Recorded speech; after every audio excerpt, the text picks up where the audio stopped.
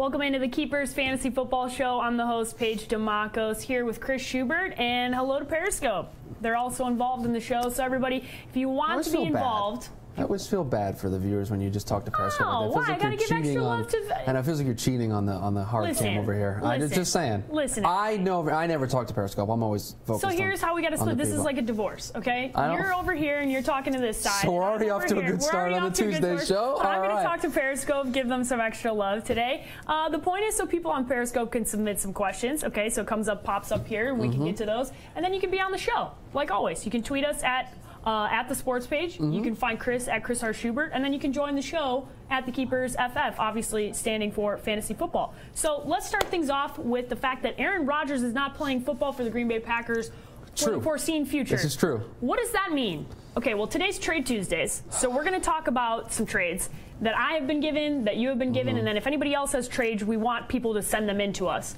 But the main focus here is that everybody around Aaron Rodgers, mainly Jordy Nelson, his value, he had one catch. One stinking catch. Jordy Nelson, let me repeat, Jordy Nelson had one catch. It's certainly going to be a struggle with him in that Green Bay offense without having Aaron Rodgers throw him the football. I think if you can find someone who still wants to buy in on the Jordy Nelson hype, that they'll figure it out at some point. Look, if you don't have any other wide receivers, I don't really know if I can suggest getting rid of Jordy Nelson. You may have to hang on to him for a couple of weeks, but if wide receiver is a position that you're really doing well in and you can maybe move some guys around, Nelson's a guy that you may be able to pick up some depth at another position. I love talking to Periscope while Chris is on the camera. You actually do it just to see if I will... I'm trying to get a reaction out of Chris. I'm trying to get Chris to laugh. You didn't get it there. I'm trying to get him to be... You didn't get it there. Well, we got a question about Stephon Diggs. Okay, so Stephon Diggs is injured, and he wants to know, I don't know who submitted the question, but they want to know whether or not they should keep Stephon Diggs on their fantasy football team with the unforeseen future of what's going to happen at quarterback. Teddy Bridgewater might come back. We're not quite sure what's going on with Sam Bradford. Case Keenum's obviously the guy there right now. Chris, I'll let you go first. Do you think that you should hold on to Stephon Diggs? Yes. I mean, I have Stephon Diggs in one of my leagues, and I'm absolutely holding on to him because he is a guy that I believe in a lot, especially in this offense when you look at no matter who the quarterback is going to be, whether it's Case Keenum, whether it's Teddy Bridgewater, or even if it's Sam Bradford at any point, you have a guy in Stephon Diggs who's always going to be the #1 receiver. He's always going to get targets. I know he's banged up. You may have to live with him not playing this week because of that injury, but I don't foresee this being an injury that keeps him out for an extended period of time. So I do expect him to return to the lineup, and he's a #1 wide receiver when he's out there. All right, so we got a question from Periscope. They want to know if there's any waiver pickups, any guys that you should be targeting, going after. I think there's a couple of guys. So one guy that I saw was reading fantasypros.com yesterday, and they said Dede Westbrook, who plays for the Jacksonville Jaguars, he's going to be coming off the IR. They're on a bye this week, but the following week. So kind of to get ahead of people, ahead of the game, that's kind of one of those guys that you go after and you hope, like, okay, this might help me with some bench help down the road. Is there anybody that comes off the top of your head, Chris, that you're looking at and you think you should pick him up? It's another guy in the Jacksonville Jaguars. It's Keelan Cole. And this was a guy I talked about on Sunday, and he went out there and he was productive in this offense. I really think he's a guy that is going to be used a lot more, especially if they're banged up in the wide receiver department. Blake Bortles doesn't have a whole lot of options there to begin with, so he's a guy that I like. To your point, on a bye this upcoming week, so you have to wait a week after, but again, get ahead of the curve, and that's a guy that I really like. Yeah, you always got to, that's the thing with the waiver wire. You really got to try and think not this upcoming week, but the week ahead of that, because if you wait too long and you're low in the waivers, you're going to be waiting an extra long time. That's why I said go after Dede Westbrook this week and not a week prior to that. And again, when you make a waiver claim, you go to the back of the line. Yes, so exactly. You need to make sure that you're using those properly, that you're making the right claims and picking the right guy that fits into what your team wants to be. All right, let's do some Trade Tuesday action here, Chris. I have the worst trade in the history of this show. Worst trade? The worst trade in the history of the show. This is the worst trade ever, okay? And I'm not trying to make any light of this trade, and if the person who made this trade to me is watching the show, I apologize. I am giving up Devonta Freeman, okay? So Devonta Freeman leaving my team. In return, Marvin Jones Jr. and Frank Gore. I got nothing. I got nothing for that. Marvin Jones Jr. and Frank Gore for Devonta Freeman. The owner in this league must think that I saw what Devonta Freeman did on a foggy night in Foxborough and decided to just give up on him. That is not going to happen. No, we're not doing that. This has gone further than this. We have a message board in our league. Oh, wow. They have now taken to the message board to trash me in this league. This is my first year in this league. Are there personal attacks? There are some personal attacks. Somebody, Chris? Because apparently I dropped. So this week, as everybody knows, I dropped Kenny Galladay. Yes. I dropped Kenny Galladay and I dropped Jameis Winston. Okay. I dropped Jameis Winston to pick up Blake Bortles. And then Jameis Winston went off this week. He did go off, but Blake Bortles had a good game. He also did. So I was happy with my decision there.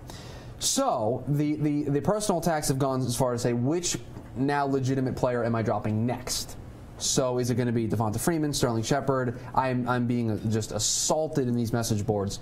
Sorry, guys. I know I'm 3-4, and I know I disappointed everyone because I spent so much money on Antonio Brown and made everyone upset. But listen here. The personal attacks, I think, are unwarranted. I don't know who's in Chris's fantasy league. There you go. Okay, but I'm talking to you. Look what I've done here. Okay, look at what's going on here. I'm just going to tell you. I can make fun of Chris. Yeah, that's But allowed. nobody else can make fun of Chris. Nope. So if I'm going to have to fight some people, that looks like what's going to happen. I have a video coming out about punchable faces. Oh, yeah. That's you're going to be out there later. And everybody in Chris's league might make the punchable face club. Because you better not be making fun of Chris. That's right. Thank you. All right? Chris is my boy. Thank you. I can make fun of him on the show, but I'm the only other person. All right. Okay? Nobody else is. What is your trade this week? A lot of people. So here's the thing. Apparently, people think that I don't watch football, or they think that I don't know. They're trying to trick you. Yeah, that I don't know that Aaron Rodgers is going to be out for a long period of time. They're trying to trade you Aaron Rodgers? Yeah, no. Somebody is trying to trade me Jordy Nelson, who had one catch for Nelson Aguilar. Here's the thing. Ooh. 3 weeks ago, you make that trade. 3 weeks ago, I make that trade. Right now, the way the Philadelphia Eagles are playing, the way Nelson Aguilar is playing, and the fact that Jordy Nelson no longer has Aaron Rodgers throwing him the ball, that's a hell no. That's not a no, that's a hell no. So we have another Periscope question. Okay, what's the question? So the trade offer was Blake Bortles for Jordy Nelson and Cameron Brate. Blake Bortles. So he has Blake Bortles? So, no, he was offered Bortles for Jordy Nelson and Cameron Brate. I know where I stand on this. I was a 1 week guy on Blake Bortles. I'm not beyond this week for Blake Bortles. That. Cameron Brate, and we're going to talk about Cameron Brate's kind of partner in crime and O.J. Howard in a little bit. I'm not off the Cameron Brate bandwagon yet because I think there's some misleading numbers here that are going to which we're going to get into. Yeah. But I think the big thing with that trade is that you can't. Somebody's trying to trick you into thinking that Blake Bortles is going to be that quarterback long term. And now I don't know who your other my second question here would be, who is your quarterback? Because I need to know who your starting quarterback is to help you make that decision. But as it sits, I would say no. Yeah, I'm not no. Hell no, but a no. I'm no with the hopes that we can get some more information here. Over the course of the show. Well, let's get into some positive news. Let's get into some performances of the week. Let's start things off here with Derek Carr. Derek Carr had a phenomenal week. He had a phenomenal week. Obviously, you're looking at the graphic here. 417 passing yards. Unbelievable. He had an unbelievable game. QB2 overall at the end of the week, only trailing Carson Wentz.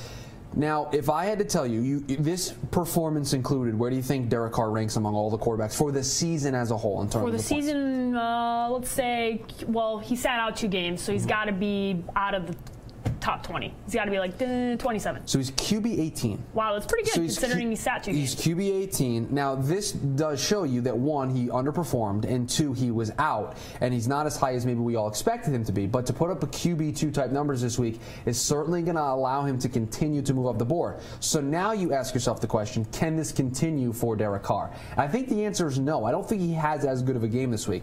Going up against the Buffalo Bills this week in Buffalo, they're a team that's given up only 12.3 fantasy points on average to quarterbacks. Not a good matchup for Derek Carr, so I don't know if this continues this week. He probably slides down a little bit further on this big board, probably to the 20s. Okay. So I'm a little concerned about Derek Carr this week. I have him in my league. I think I'm going to have to sit him down. Yeah, I mean, you obviously like the performance that you had from Derek Carr, but do I think he's going to keep up the kind of stats that he was able to? I mean, some garbage time stuff, some junk touchdowns, some weird calls at the end of that game. I don't love Derek Carr going forward. If you have him in your league, I definitely hold on to him, but I'm not going after Derek Carr. I have some breaking news to interject. Ooh, breaking news. We got an update to that trade we were looking at earlier. We got some context, okay? Okay, context the quarterbacks that this person has, Matt Stafford and Dak Prescott.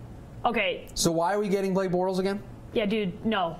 Let's keep Jordy Nelson and Cameron Brate. What you should do is trade Jordy Nelson to maybe upgrade your running back position. I don't know what your running back situation is, but if you're going to move Jordy Nelson, it probably should be for a position that you need. You're in a dynasty league with Stafford and Prescott. Yeah, you're definitely good. You're good, dude. You're good. Do not trade for Blake Bortles. Absolutely not. Do not buy into that. All right, the next performance of the week, Blake Bortles. This is our guy right here. We're talking about him. QB 15 this week. 330 passing yards, the 1 touchdown. Here are the names that he was better than this week. Okay. Flacco, Jacoby Brissett, Andy Dalton, Marcus Mariota, Cam Newton, and Eli Manning. Okay, Those are just some of the bigger names. You have 3 really in there that I think he would have been starting behind in a lot of leagues in Mariota, Newton, and Manning. Yeah, I would agree with You that. probably were making a tough decision if you had him and Dalton or him and Jacoby Brissett. I warned against the Brissett hype this week. I thought he was going to struggle against this Jags defense, and he did.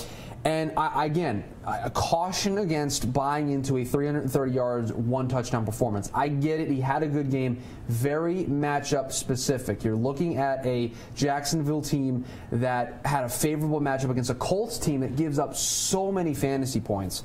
And I caution against continuing to move Blake Bortles moving forward. I've already dropped him. He's off the team. Yeah. No, that I was used a him this week and got him It was a off. 1 week thing. We talked about it. 1 week thing. We're talking. I'm moving Periscope back and forth so they can see Chris. That's right. Hi, Periscope. I'm not supposed to. I just want to make sure that people still love Chris. I'm not supposed to acknowledge you because of the live stream. Yes, you but, are. You're supposed to acknowledge Periscope. I don't know what that says, but you got to pull it up on the screen there. One person, they had Rodgers and then they had Palmer, so that's a rough go for you at the quarterback position. Here are their options. Okay. Josh McCown. Case Keenum. Mitchell Trubisky. Mitchie. You're not allowed to answer this question now. And then Joe Flacco. Wow. And Joe Flacco? Yeah, I think the answer is obvious. That is a yuck. Well, it's bad. Yuck and yuck. It's bad. Sorry, Lauren. It's bad, but there's one that kind of rises to the top. Who? I think it's Josh McCown. Okay, Jets fan. Okay, Jets fan. He's trying to tell me that I can't talk about this question because of Mitch Trubisky. Mitchell Trubisky threw 7 passes last week. We cannot No, you're him as a definitely not. fantasy It's option, definitely not Trubisky. We're not going to 100%. turnover machine Joe Flacco. Yes. And who knows if Case Keenum's going to be the starter in 3 weeks. Yeah. So it is Josh McCown. I've proven facts. Reluctantly, Yes. it's Josh McCown. Yes. That's a whole lot of It's bad. Blah, blah, blah. And I think you should try to trade for a quarterback, but if those honestly, are only 4 you gotta feel options. for her. She had Rodgers and Palmer. That is some bad luck. She is definitely a candidate for your team sucks. Yeah, but see, is that fair? I don't think that's injuries fair. are all part of it. All right. Your team sucks does not discriminate, okay? If you have injuries, you're still a candidate. And Lauren, I'm coming after you after the show. That's not fair. All right. Next up, Aaron Jones. Aaron Jones, big performance. Somebody who was able to have a huge week without Rodgers. Okay, that's the big thing here is we were waiting to see who would be the beneficiary of Rodgers not being in the game, and it looks like it might be Aaron Jones. Led the running back group there in Green Bay with 5 targets, running back 4 in PPR leagues. He was better than Le'Veon Bell this past week. That's how good he was. So now the question is he a long-term play? Can he be a guy that you go with beyond this game? And I think yes, and here's why. He got 44 snaps in the game on Sunday compared to, this is not a typo, I checked, 7 snaps for Ty Montgomery in this game on Sunday. 7 compared to 44 for Aaron Jones. That's 80% of the snaps that Aaron Jones is getting compared to just 13 for Ty Montgomery. This is a trend. They are using Ty Montgomery differently. They love Aaron Jones. This is something that can be replicated on a week-to-week basis. I love this question that comes in while we're talking about this topic. So does Jones make Ty Montgomery droppable at this point? I love that question because it's a lot of people have these guys. I don't know that I'm dropping Ty Montgomery, but let's see what happens next week. And if you get 2 weeks in and Jones is the man there, you got to start thinking about taking a look at Ty Montgomery. I mean, 7 snaps is just not going to cut it. Dropping somebody is a very big maneuver. Okay, it's one thing to not to be taken lightly. You don't do this just cause. Yeah. If you're dropping Ty Montgomery, the person you're adding, you need to answer this one question. Does the player I'm adding make my team better than the player I'm dropping? And for longer than 1 week. Yes. You cannot just look at it in a 1 week thing. Sometimes you have situations with quarterback on buys, you have to make that decision. If you're dropping Ty Montgomery, you're not dropping him because he's hurt, you're not dropping him because he's on a bye week, you're dropping him to replace him with somebody else in the hopes that that player is better. If you can answer that question, yes, 100%, then you take him. But I've looked at the waiver wires in all my leagues. It's not a lot. If I had Ty Montgomery, I'm not moving him right now. I'm going to wait until somebody else appears and becomes that option. Chris, this is great. That was a Chris monologue brought to you by the Keepers Fantasy Football Show. If you'd like to sponsor the monologue, let us know. All right, next up, O.J. Howard. We're talking about O.J. Howard. Chris has some numbers that he wants to talk about with Cameron Brate and O.J. Howard and lining up in a 2 tight end set. Let's talk about O.J. Howard. Well, yeah, I mean, look at those numbers. 6 catches, 98 yards, and 2 touchdowns. Those are great numbers. You're thinking, man, that's top-end tight end status. Yes. I need to go pick up O.J. Howard in my league. Let's pump the brakes on this a little bit. All right, let's pump the brakes. Why? Let's slow it down. Do you know how many targets he had in that game? I'm going to go with, he had 6 receptions, so let's say 7. He had 6 targets. 6 for 6. Yeah, that's not that many. You're not always going to catch every pass thrown your way. No, you're not. Okay, that's a big concern for me. He may do on all of the targets that went his way. Yes. But that's a trend you can't trust. Here's the other thing that I look at: snap counts and targets for both him and Cameron Brate. Okay. Okay. Brate has had less. Howard has had more targets, or hasn't received more targets in Brate in all season. The first game was the only one they were close. They tied with 3. In every other game, Cameron Brate has gotten more targets than O.J. Howard. That's a trend. Yes. Now I have another trend. On Sunday, Brate had 9 targets compared to the 6 for Howard. So Howard still had his big game, but Brate got more targets even though Howard was the hot hand. All right. Look at Chris dropping the knowledge. So in all but one game, Howard has outsnapped Brate. Okay, so that's more than a trend. That's pretty much solidified fact. So Howard's out there more, but he's not getting more targets. Okay. So you have to ask yourself, what is he being out there used for? He's run blocking and he's pass blocking. Which is what tight ends do. So I made a decision. I said, I'm going to look into this a little bit more. I need to understand this a little bit more. You did some digging. I did some digging. Okay. I looked at the 2 tight end sets that Tampa Bay ran this season. They ran 34 of their 166 plays this season had a 2 tight end set. That's 20%. So only 20% of the time are those 2 guys out there. I know, it's pretty quick math. 20% of the time, both Cameron Brate and O.J. Howard are out there in a 2 tight end set.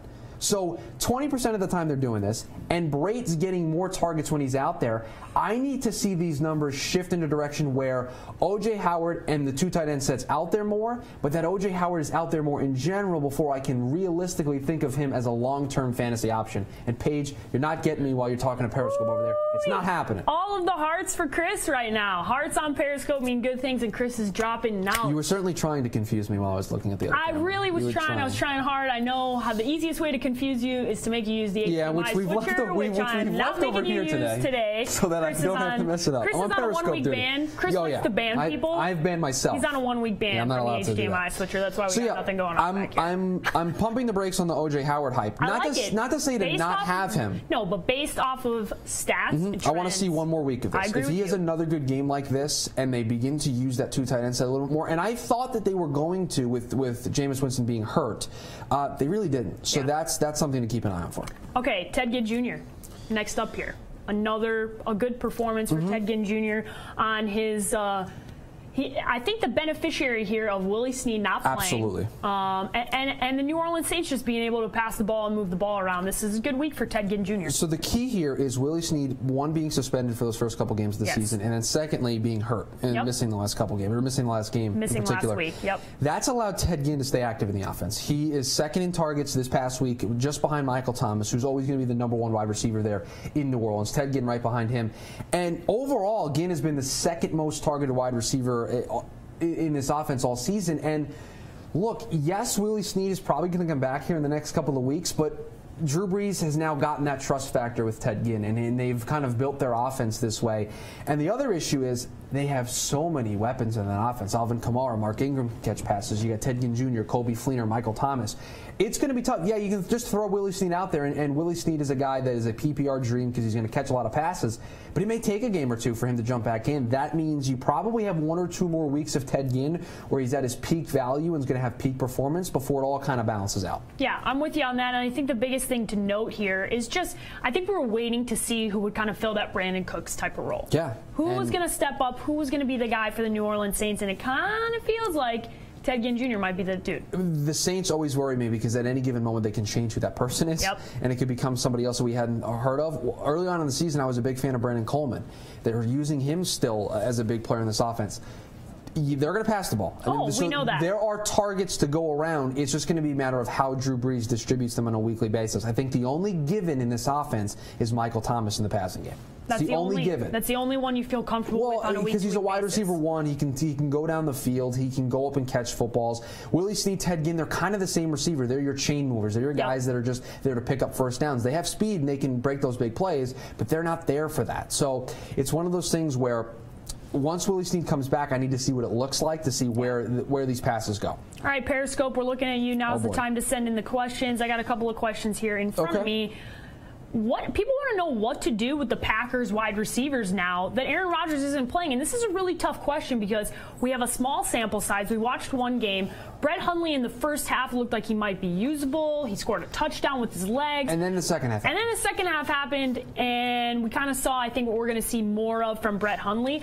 I just don't trust Brett Hundley enough to make these other guys usable. And unfortunately for him, Detroit has a pretty okay defense. The Minnesota Vikings are a pretty good defense. And the Chicago Bears are turning it around and becoming one of the best fantasy football defenses. So that just doesn't really mean good things in that division for Brett Hundley. Yeah, shout outs to Eddie Jackson for 2 defensive touchdowns in a single game. That's pretty impressive. Yeah, I think when you're looking forward here for Brett Hundley, it's worrisome. And look, it's tough, but I think you got to trade those guys. Yeah, I agree. I think you need to already begin making phone calls and shooting texts. And you got to fleece somebody, man. And trying to see if anyone will buy on Jordy Nelson. Now, look, you may not get what you think you deserve for him because you probably drafted Jordy Nelson in the first round or the second round in your draft. He's not the same guy. But his value is different because Aaron Rodgers is out. So change your mentality of what you're expecting to get back in a trade. And I think you can do pretty well. You can probably get a running back, too. You can probably get a high-end flex play and then some for Jordy Nelson. So I think you really need to start exploring them. Look, if you held on to Martellus Bennett, I mean, I don't know what you're doing, but Martellus Bennett is just not usable in this offense a whole lot. So I think you really need to begin to move on from these guys and explore the market for them. Question about Ezekiel Elliott. Do we think that he's going to continue to play, and what do you do to kind of handcuff yourself here? So if he does end up not playing, how do you help yourself? How do you position yourself the best going forward? That's exactly right. I am by no means a legal expert, but I've talked to a lot of people who have been trying to follow this. Yeah, I got nothing. I have no idea when Ezekiel Elliott's going to be suspended. I don't know if it's going to be this season, next season. Or maybe he'll retire from the NFL and not serve the suspension. I have no idea what is going to happen at this point. We learned this week that they're not going to rule by Saturday in this case. So that means he's playing next Sunday. He's going to play on Sunday. The NFL tried to move the decision. I believe it's going to be next Monday. The NFL tried to move it to Saturday to get a ruling. That's not happening. So Zeke's playing this week. Here's what I do know about the legal system. It takes a long time. It takes forever. It takes forever to do anything. So what does that mean? It kind of plays into Ezekiel Elliott's favor here, especially for this season. I'm not saying that he's never gonna serve the suspension. I've never seen so many injunctions and different things happening here. Overall, it kind of feels the restraining order and back and forth. A lot of what happened with Tom Brady, but almost even more so now. This is worse than the Brady situation. Yes. This is worse because the Brady situation was he was suspended, he appealed it, it got denied, he then sued, and it was one lawsuit. That was the only lawsuit that really mattered, and that lawsuit took the whole year to decide. This is different. This is Zeke. The NFLPA's involved. Yeah, this is Zeke and his legal team filing a lawsuit too quickly, so then it got thrown out. So then they filed a lawsuit in this place, and then this place was like, okay, you now get the temporary restraining order back. It is a bunch of legal mumbo-jumbo. It's the best way that I can describe it. So you asked, how can you best position yourself in case Zeke gets suspended for at any point this season? Get somebody else that doesn't play in the Dallas backfield. You just need to get somebody else that you can just stash on your bench and at some point play well. Because, look, if there's one thing that this kind of leans towards is if Ezekiel Elliott is going to be suspended this season, it's going to be during your fantasy football playoffs. 100%. That's the direction this is trending in. So you need to have somebody who, one, is going to be playing in meaningful games at that point in the season, and two, is capable enough of being a major player in those teams. Because, look, if you're on the Pittsburgh Steelers or any of those teams that are competing for a playoff spot and you can't hang, you're out. They're trying to win a football game. I agree. So you need players that aren't high-end flex plays. You need sure things at that point in the season. So start looking for those guys now. Even if you pick them up and don't use them. You're probably going to have to. Here's the thing with that is that you're not going to be able to go get one of those sure thing guys on a waiver wire or somebody else. You're going to have to facilitate a trade. So the only way that you can possibly secure yourself for if and when Ezekiel Elliott might sit out is you got to go facilitate a trade. You got to find one of those guys who in your league, guys or girls, who's having a rough year, who doesn't have much to hold on to now, and you hope that you can sneak a trade in without the rest of your league being pissed off. Because that's what you got to do. You got to try and fleece somebody and get a really good return on a team that's obviously not going to make the playoffs, so you know you can get one of their better players. Exactly. That's the only way to do that. And shout out to all the dynasty owners out there as well. This is your opportunity. There are a lot of teams in your league that are out of it. That they are maybe 0-7 at this point. They have just completely lost their season. They have players that they want to trade. What do they want? Draft picks. So if you're in a position where you can maybe get a guy that you can stash on the bench for a little while, this is probably your 2-week window to go ahead and get those guys and try to go for a championship. This is just like what real sports are. You're at a point where you're evaluating your team. You think you have a chance to win a championship. You go out and make trades. Man, you mortgage the future a little bit and you give up a draft pick. But you got to do these things in order for you to win your championship. And I think there are going to be players out there, there are going to be owners out there who feel as though they need to then play for next year, and you should be able to get a good return. Any thoughts? We get this tweet comes from @LouAnthony on Twitter, and he wants to know if there are any defenses we want to pick up this week. And I'm telling you right now, you got one and I got one. Go ahead, Chris. This is going to be, because what have we learned in fantasy sports? If your defense is on a bye, you drop them, right? Yes. You don't keep two defenses. You go week to week. That's what I do every year. Right, you don't keep two defenses, every right? Year. Yep. Guess who's on a bye this week? What? The Jacksonville Jaguars are on a bye. Ooh, you're not. Somebody's going to drop the Jags defense. If you have the top waiver claim in your league, if you are number one, grab the Jags defense. They're good for 15 points every week. I'm with you. So this is, again, one of those plays that doesn't affect you this week. You're going to have to carry two defenses this week. But you want to win a championship? For the championship stretch run, you have the Jags defense that's had 2 games this year where they've had 10 sacks. I'll take my chances. I'll play down a player if I need to. Here's another one that is obviously the surprise of the season, and I'm being a little homer here, but it's just the facts. Yep. The Chicago Bears. And going forward, the good news for you is some of these quarterbacks, they don't have to play Aaron Rodgers anymore. No. They're going to play Case Keenum or a backup who's bad. They don't have to play who's bad. Brett Hundley. This is good. If you're looking at that division overall, you're going, okay, it looked like it was like, oh, wow, we're going to have to play all these great quarterbacks. Now, the best quarterback, yes, you have to play Stafford, but that's it. That's it in that division. I like the Bills' defense as well. It's available in a couple of my leagues. I think the Bills' defense is really if the Bills' really defense is available, if the Bears' defense is available, you're picking both of those guys up. Those are both really, really good options for defenses. Another thing that we got asked about is our confidence level in the Pittsburgh Steelers' offensive unit with everything that is going on with Martavis Bryant on and off the field. I know we talked a little bit about it on Sunday with Juju Smith-Schuster and having more confidence in him, which it looked like that was a good thing going into Sunday.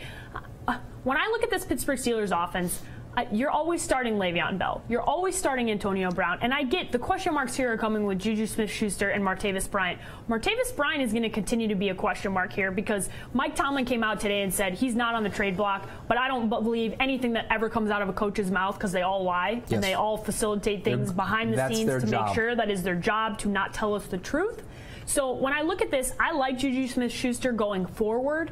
Martavis Bryant's going to be one of those that I go matchup on matchup. That's the only way to do it for that. So if anyone who's concerned about the core in Pittsburgh, here's what I'm going to tell you. Le'Veon Bell's running back 4 for the whole season. Yeah. Antonio Brown's wide receiver 1. So what are you worried about? I think the worrisome part here is that they haven't been as good, but they're still great. And Ben Roethlisberger hasn't been great. But Antonio Brown is wide receiver 1 with a quarterback who has played like trash all season. Who threw 4 interceptions in a game. Yes. Here's the other thing with that. I think the Pittsburgh Steelers are going to be trending forward. They're going to be trending upward. Big Ben is only going to get better when they start playing more home games, cold weather games where this team thrives. Okay, the Pittsburgh Steelers are going to be in it at the end of it all. Everybody here is startable, even Martavis Bryant, especially in a PPR league. I know he's gonna have weeks where he struggles and it's gonna make you mad, but with all the injuries in the NFL right now, you gotta love the Pittsburgh Steelers offense. Yeah, I agree. I mean, look, I know Ben Roethlisberger's not playing well, but the stats back it up. Look at where Antonio Brown is among all wide receivers for the whole season. Look where Le'Veon Bell is. In PPR leagues, Le'Veon Bell's running back 3. For sure. You have a top 3 the top wide receiver and a top 3 running back. That's all you can ask. You can't ask for anything more than that. You have that, you have a good chance to win every week. All right, Chris, are there any parting thoughts on today's show? So I did something a little different this week. I started to look ahead earlier in the week. More often than not, when I come on this show and we do our recaps, I focus on the players and their performance. So what I did this week was, remember I talked about O.J. Howard beyond this week, Aaron Jones beyond this week. So I've started kind of my prep work a little early this week. So on Thursday, I'm hoping to have a little bit more of some players to pick up. Okay. So I like it. It's my parting We're gonna thought. have some. We're gonna have some waivers, some waiver pickups. We're gonna have some Trend Thursdays coming up on this upcoming Thursday, so 2 days away from now. And if you have questions, continue to tweet them to us. You can see at the Keepers FF. You can follow him at Chris R. Schubert, and you can send me tweets all the time because I always answer the fantasy football questions at _sports page. But for Chris Schubert, I'm Paige Demakos. Thanks for joining us on the Keepers.